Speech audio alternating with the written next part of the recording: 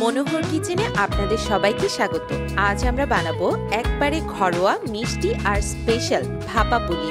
শীতের বিকালে এক কাপ চা আর পুলির সঙ্গে জমে যাবে। চলুন দেরি না করে শুরু করি। সাদা ভাপা পুলি তো আমরা সকলেই খাই। আজ আপনাদেরকে তৈরি করে দেখাবো 3 রঙের ভাপা পুলি। রঙগুলো নিব আমরা অর্গানিক ভাবে। এর জন্য বিটরুট, গাজর এবং শাকপাতা ব্যবহার করছি। রং তৈরি করে নেওয়ার জন্য আমি গাজর, বিটরুট এবং পালং শাকগুলোকে আলাদা আলাদা করে ব্লেন্ড করে নিব। ঠিক গাজরটাকে এখন যেভাবে ব্লেন্ড করে কালার আলাদা করে নিচ্ছি, একই রকম ভাবে অন্য দুইটা উপকরণকেও আমরা ব্লেন্ড করে নিব। এবার একটা প্যানে আমি ঘরে বানানো ঘি ব্যবহার করছি। এতে আমি গাজরের যে রস বের করেছি সেটাকে একটু ভেজে নিব।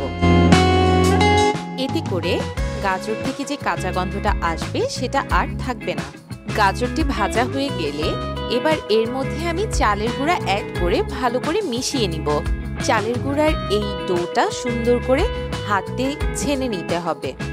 আমরা কিন্তু আমাদের প্রথম রং পেয়ে গেছি। একইভাবে পরেরগুলোও আমি করে নিচ্ছি। বিটরুট কিংবা পালং শাকের পিউরিটার জন্য আমাদেরকে এখানে ঘি ব্যবহার করতে হচ্ছে না। এগুলো থেকে কোনো রকমের কাঁচা গন্ধ আমরা পাবো না।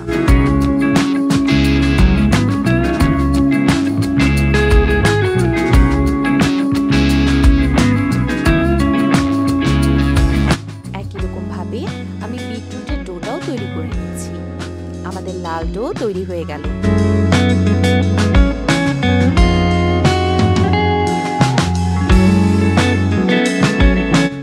পালং শাকের ডোটাও আমি একই রকম করে তৈরি করে নিয়েছি। এবার তাহলে চলুন আমাদের পুর তৈরি করে নেওয়া যাক। পুর তৈরি করার জন্য আমি এখানে নারকেল ব্যবহার করি।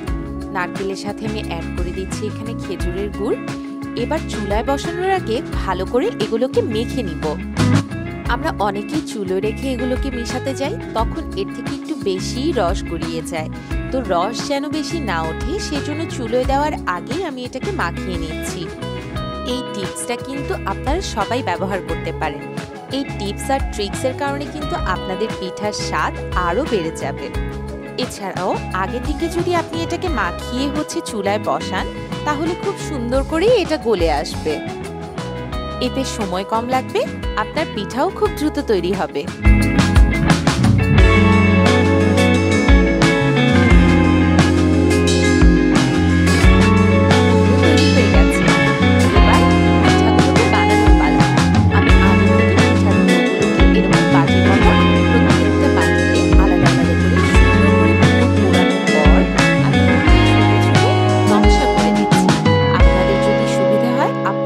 ব্যবহার করতে পারেন, আমি কেচি ব্যবহার করেছি। পুরটা আমি কিভাবে পুড়িয়েছি বা এটাকে গোল আকৃতি দিয়েছি তা আমি আপনাদেরকে একবার দেখিয়ে দিচ্ছি।